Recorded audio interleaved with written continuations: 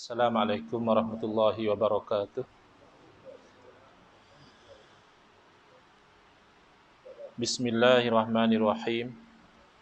Alhamdulillahi rabbil alamin. Wa afdalus salati wa atammut taslimi ala sayyidina Muhammadin wa ala alihi wa sahbihi ajmain. Rabbi shrah li sadri wa yassir li amri wahlul 'uqdatam min lisani yafqahu qawli. Subhanaka la ilma lana illa ma 'allamtana innaka antal alimul hakim. Allahumma akhrijna min zulumatil wahmi wa akrimna binuril fahmi waftah alaina bima'rifatil ilmi wa sahhil akhlaqana bil hilm waj'alna mimman yastami'una al-qawla fayattabi'una ahsanah. Allahumma ati nufusana taqwaha wa zakkiha anta khairu man zakkaha anta waliyuha wa maulaha. Allahumma arinal haqqa haqqan warzuqna ittiba'ah wa arina warzuqna ijtinabah. Allahumma anfa'na bima 'allamtana wa 'allimna ma yanfa'una wa zidna ilman wa huda. Amma ba'd. Qala Allah subhanahu wa ta'ala fil Qur'an di daerah, insyaallah kita akan membincangkan tajuk kewajipan menuntut ilmu dan adab-adabnya. Saya mulai kuliah tadi dengan membaca ayat suci Al-Quran. Huwallazi akhrajakum min butuni ummahatikum la Tapi walaupun sekarang ini banyak yang kita tahu, tapi yang kita belum tahu lebih banyak lagi. Proses menuntut ilmu itu adalah satu proses yang tidak akan habis. Selagi hayat di kandung badan, insya-Allah kita akan terus menuntut ilmu. Tetapi kita perlu tahu, apakah tujuan kita itu menuntut ilmu? Iaitu pertama adalah ataupun cara abidin, ahli-ahli ibadah. Kadang-kadang orang membayangkan kalau orang itu abid, ahli ibadah, tak perlu dia itu sibuk dengan ilmu. Dia fokus kepada ibadah saja, sembahyang, zikir dan sebagainya. Tetapi Al-Imam Al-Ghazali rahimahullah ta'ala dalam kitab beliau, Tata Cara Ahli-Ahli Ibadah, beliau menyenaraikan 7 aqabah, 7 dakian yang perlu didaki dengan jaya, yang perlu dinatasi dengan seorang abid, seorang ahli ibadah. Al-aqabatul ula, dakian yang pertama adalah aqabatul ilmi, dakian ilmu. Jadi nak jadi ahli ibadah pun kena dengan ilmu. Sebab itulah dikatakan man arada dunya fa alaihi bil ilmi, jalan ilmu. Kita tahu kelebihan orang yang alim, walaupun orang mukmin itu telah ada kelebihan berbanding dengan manusia lain, tetapi di kalangan orang mukmin, orang yang berilmu itu mempunyai kelebihan yang berkali ganda. Wa man aradahuma ma'an fa alaihi bil ilmi, barang siapa yang nakkan kedua-dua, dunia juga dia hendak bahagia, akhirat juga dia hendak bahagia, maka hendaklah dengan jalan ilmu. Jadi pada malam ini saya menjadikan kitab susunan guru saya, Syekhuna Syekh Muhammad Nuruddin Marbu Al-Banjari Al-Makki hafizahullah ta'ala wa nafa'na bihi wa bi'ulumihi fid daraini amin, iaitu kitab Mahkanatul Ilmi wal Ulama wa Adabu Talibil Ilmi, kedudukan ilmu dan ulama dan adab-adab seorang yang menuntut ilmu. Kitab yang nipis saja, tapi pengalaman saya pernah dijadikan teks untuk kuliah maghrib, itu memakan masa tak kurang setahun juga. Untuk dikhatamkan itu pun saya langkau terus kepada adab, tidak cerita yang bahagian depan tentang kelebihan-kelebihan menuntut ilmu dan sebagainya. Tapi malam ini kita laju-laju saja kerana ini adalah kuliah khas, bukannya kuliah bulanan yang bulan depan.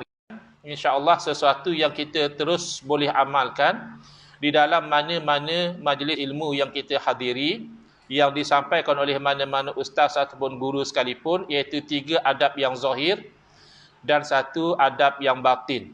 Kenapa kita tekankan adab? Kerana dikatakan oleh para alim ulama, al-adabu fauqal ilmi. Adab, tapi adab dia jaga, insya-Allah bagus. Besar manfaat kepada umat. Tetapi kalau tidak menjaga adab, kita bimbang, walaupun ilmu dia banyak, tapi membawa mudarat yang banyak kepada umat. Ini mungkin kita boleh saksikan di zaman kita ini, tidak sedikit orang yang berilmu, tetapi perkongsian daripada dia menimbulkan keceraruan, menimbulkan perbalahan, menimbulkan fitnah di kalangan umat. Dibimbangi pada peringkat menuntut ilmu itu sudah kehilangan adab. Itu yang dibimbangi. Baik, 3 adab yang zahir yang kita boleh amalkan terus. Pertama, di dalam mana-mana majlis ilmu yang kita hadir, sekiranya kita tidak ada sebarang keuzuran, pilihlah cara duduk yang sesuai dengan majlis ilmu dari 3. Yang paling cantik kalau kita mampu, namanya duduk iftirash. Iftirash ni duduk macam tahiyat awal, duduk macam kita duduk antara 2 sujud. Dan saya perhatikan guru saya, Syekh Nuruddin, beliau ketika menyampaikan ilmu pun beliau duduk begitu. Jadi kita cuba-cuba tirulah. Ketiga namanya duduk tarabbu', iaitu duduk bersila. Inilah 3 cara duduk yang sesuai dengan majlis ilmu. Kalau tidak ada keuzuran, elakkan daripada seumpama melunjurkan kaki, memeluk lutut dan yang seumpama dengannya. Yang kedua, kita berikan sepenuh perhatian dengan tidak kita itu bersembang atau berlawak jenaka atau menyebutkan diri kita dengan gadget, dengan handphone dan sebagainya. Kita hormati apa-apa yang menjadi wasilah, yang menjadi jalan untuk kita mendapat ilmu. Bukan sahaja manusia yang menyampaikan, yang kita panggil cikgu, kita panggil guru, syekh, ustaz, maulana, kiai dan sebagainya. Bahkan yang tidak bernyawa, seumpama kitab, kalau kita itu ada kuliah yang berkitab, kitab itu juga kita muliakan. Dengan tidak kita letak di atas lantai, tidak kita tindih dengan seumpama kunci kereta ataupun handphone dan sebagainya, tapi kita ribai atau kita letakkan di atas rehat. Yang zahir, cara duduk kita orang nampak. Adakah kita fokus atau kita bersembang juga orang tahu. Adakah kita menghormati kepada guru, kepada partner pengajian juga, benda yang boleh diketahui. Adab yang batin, ini rahsia antara hamba dan Allah, tidak ada orang tahu. Ramai dan sebagainya, ini menjauhkan seseorang daripada Allah. Ya, ini tidak termasuk niat yang ikhlas. Jadi saya baca secara laju-laju apa yang disusun oleh guru saya dalam kitab beliau, Makanatul Ilmi wal Ulama. Pertama, ikhlasun niyah lillahi fi talabil ilmi. Ya, kitab ini dalam bahasa Arab, tapi untuk menjimatkan masa saya terus, banyaknya saya akan terus ke bahasa Melayu sahaja. Maka perkara pertama yang sayugia bagi seorang penuntut ilmu itu, bahawa dia menuju dengan menuntut ilmu itu, satu, iaitu ridha Allah. Yang dikatakan ikhlas itu, pertama, nak supaya Allah redha. Ridha Allah itu sesuatu yang boleh didapati, ya, sesuatu yang boleh dicapai. Ridha nas ghayatun la tudraku. Ada satu cita-cita atas nama redha, tidak akan semua manusia redha, dan manusia yang redha tidak akan redha semua. Baik. Tapi ridha Allah radhiyallahu anhum wa radu'an. Allah redha dengan mereka dan mereka redha dengan Allah Subhanahu wa taala. Jadi nombor satu itu yang kita tuntut. Yang kedua, kita niat nak dapat bahagia di negeri saya jahil. So itu yang diberi amaran oleh para ulama, jahil yang berlapis. Dipanggil jahil murakkab. Iaitu dia jahil tapi dia tak tahu kata dia jahil. Dia merasa dia pandai, dia menyalah-nyalahkan ulama, menyalahkan ustaz. Ya, jadi ini susah, ya, kerana dia sendiri tidak tahu kata dia jahil. Macam mana dia berniat nak hilangkan kejahilan. Dia rasa sudah pandai. Jadi pertama, kita kena merasakan diri kita ini jahil, lalu kita menuntut ilmu untuk menghilangkan kejahilan tersebut, dan demi untuk menghidupkan agama dan perjalanan hidup beragama. Firman Allah Ta'ala, wa ma umiru illa liya'budullaha mukhlishina lahuddin. Tidaklah mereka itu diperintahkan kecuali mereka itu hendaklah menyembah kepada Allah, beribadah kepada Allah mukhlisin, hal keadaan ikhlas. Kemudian dalam hadis Nabi SAW bersabda, innamal a'malu binniyat wa innama likulli imri'in ma nawa. Hanya saja niat, bukan makna tak ada amalan akan berlaku tanpa niat. Bagi setiap orang apa yang dia niatkan.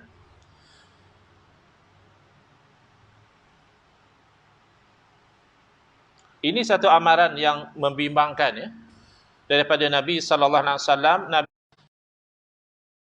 amal di kalangan umat Islam ini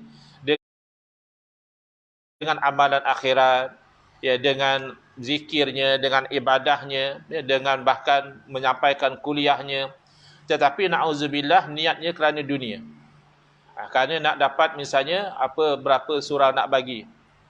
Berapa surau nak bagi. Ataupun puji kita pun satu masa dia mati jadi ahli kubur. Bukan orang yang puji kita menyebabkan kita dan dia hidup berpanjangan, tidak. Yang dipuji mati, yang memuji juga mati. Maka orang sebegini tidak ada habuannya di hari akhirat sedikit pun. Diriwayatkan daripada Sayyidina Abdullah bin Abbas, raya lah. Kami ini ikhlas ya. Semata-mata kerana bangsa, agama dan negara ya. Tapi mana ikhlas tu, apa makna dia? Kalau mengaku ikhlas senang. Kita pun boleh cakap, yang saya cakap ni ikhlas. Saya nak tolong ni ikhlas.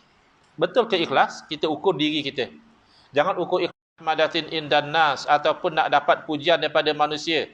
Au mahabbatin supaya manusia kasih, au madahin atau manusia sanjung, au maqarrubi ilallah atau lain-lain daripada nak dekat kepada Allah. Dengan erti kata lain, ikhlas itu adalah segala pergerakan dia. Kalau dia tak bergerak pun segala diam dia. Dalam keadaan yang sunyi, orang tak tahu, ataupun dalam keadaan terang-terangan, kepada pangkat, nakkan kepada jawatan dan sebagainya, na'udzubillah min zalik. Baik, saya terus pergi kepada yang kedua.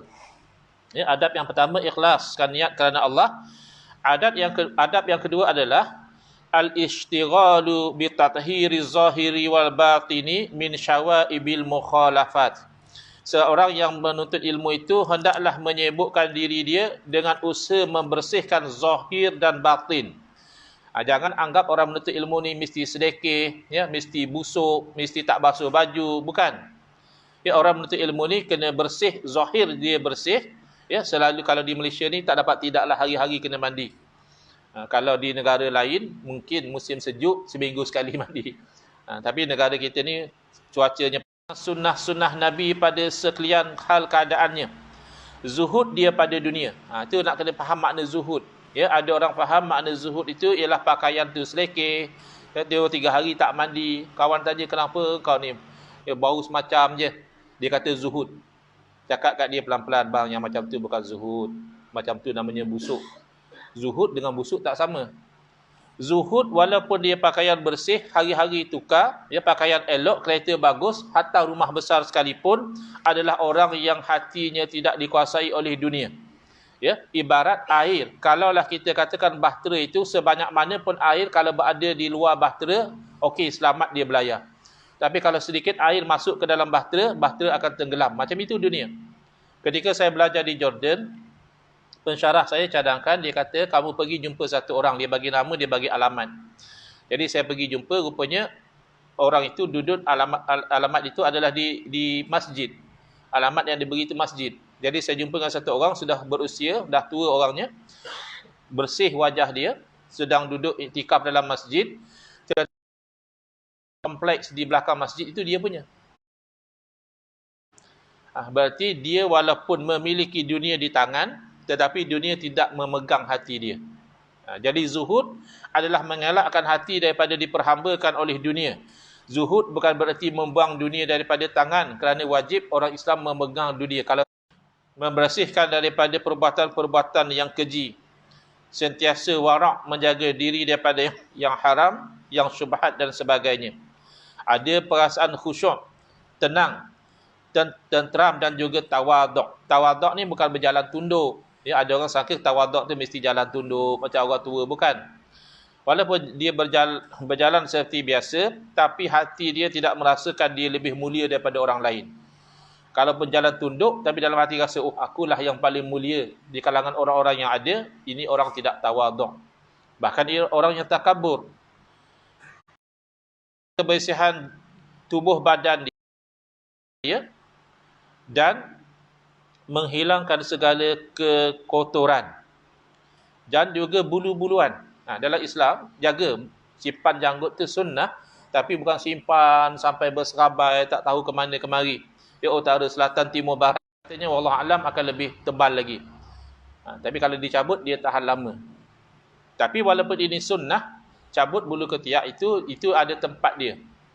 Jangan kita kata sunnah-sunnah tapi tak tahu di tempat mana kita amalkan. Pernah diceritakan seorang syekh di Mesir, kalau tak salah saya di Mesir, beliau dalam kuliah beliau mengajar, beliau agak sedikit terganggu dengan seorang jamaah, dalam kuliah beliau tu asyik bersugi. Kejap-kejap bersugi, kejap-kejap bersugi. Jadi dia macam terganggu. Lalu dia kata, dahlah tu. Janganlah asyik bersugi dalam majlis ilmu. Jadi rupanya orang itu dia membangkang. Dia kata, ya syekh. Dia kata, syekh, kenapa kamu larang saya? Siwak tu kan sunnah. Jadi terdiam syekh tu. Akhirnya syekh tu jawab macam ni. Dia kata, ya betul. Cabut bulu ketiak juga sunnah. Jadi kalau orang yang faham. Ya betul, sunnah memang sunnah. Takkan kamu tengah kuliah cabut bulu ketiak. Kita itu bersiwak. Kemudian, misai seeloknya dipotong. Kemudian bulu ari-ari juga dicukur, kuku juga dipendekkan, janggut elok disimpan. Ya. Dalam mazhab kita sunat. Ada setengah mazhab kata wajib. Ya. Benda khilaf kita tidak perlu nak menekankan sangat. Yang simpan itu dia dah keluar dari khilaf. Maknanya yang kata wajib tak komplain, yang kata sunat pun dia kata bagus, dapat pahala. Dan menghilangkan bau-bauan yang mencemarkan, dan ketiga at-tawadu'u lil muallimi wa in kana aqalla minhu fil umuri dunyawiyah. Orang yang menuntut ilmu itu dia ada tawaduk. Jangan rasa sombong diri, jangan rasa dia lebih bagus daripada orang yang menyampaikan ilmu, walaupun orang itu dari segi urusan dunia kurang. Ustaz hanya naik kereta kancil lama saja. Saya naik kereta mesin, hormat kepada dia. Maka hendaklah seorang itu tawaduk kepada guru dan beradab dengan gurunya, walaupun gurunya lebih muda usianya ataupun kurang masyhur. Ya, kita ni masyhur, kita ni selebriti. Guru kita kalau sebut nama orang tak kenal. Ustaz tak tahu, tak pernah dengar pun. Adakah dalam YouTube? Adakah ustaz di dalam Facebook? Ya. Walaupun begitu, tetap kita hormat atas nama dia tu guru. Bahkan hatta walau dia kafir. Bukan kita hormat kekufuran dia. Bukan kita hormat kesyirikan dia. Tapi dia dulu pernah jadi guru kita. Kerana dialah kita pandai matematik. Maka kita hormat sekadar dia tu pernah menjadi guru kita. Apatah lagi kalau kerana dia kita pandai baca Quran, kerana dia kita pandai solat, bahkan kerana dia kita dapat membersihkan hati daripada sifat-sifat yang terkeji, maka itu lebih layak lagi untuk kita hormati. Muda yang meninggikan diri musuhi tempat yang tinggi. Kan bila berlaku banjir baru ni, banyak orang lari, of course akan lari ke tempat yang lebih tinggi. Ada cerita di Shah Alam katanya, orang tu dia pergi lari ke tempat yang lebih rendah. Akhirnya meninggal. Bukan dia nak lari sangat, dia nak selamatkan kereta dia parking kat bawah. Jadi dia turun. Zaman sekarang ni kan ada istilah apa? Istilah netizen bawang dengan netizen letih nak layan. Ya, alang-alang kita nak kena dibawang oleh orang, biarlah kita itu dikritik kerana buat benda yang betul. Jadi bila Imam Syafi'i rahimahullah ta'ala dikritik kerana sangat tawaduk kepada para alim ulama, beliau mempertahankan sikap beliau dengan kata tawaduk dengan mereka, mereka lebih tawaduk lagi dengan kita. Dan tidak selama-lamanya tidak akan dimuliakan diri yang kamu tidak sanggup menghinakan. Menghinakan bukan ada maksiat, hina dengan buat kesalahan, bukan. Hina makna kita memandang diri kita ini tidak punya apa-apa kelebihan berbanding dengan orang lain. Yang keempat, ayanzura ila muallimihi bi'ainil ihtirami wa yu'azzimahu. Hendaklah seseorang penuntut ilmu Nabi, mereka membenci, bahkan ada yang sampai mengkafirkan sahabat Nabi. Tapi memuliakan keluarga Nabi tidak Syiah. Ana abdu man 'allamani harfan wahida in syaa'a ba'a wa in syaa'a istaraqa wa in syaa'a a'taqa. Sayyidina Ali karamallahu wajhah berkata, aku akan menjadi hamba kepada Allah ilayya hibatan lahu. Kata beliau, demi Allah tak aku minum air hal keadaan guru aku Imam Syafi'i sedang memandang kepada aku. Jangan banding orang zaman sekarang. Depan guru dia isap rokok, relax. Ya. Tapi orang zaman dahulu walaupun dia isap rokok, kadang-kadang bila guru dia lalu dia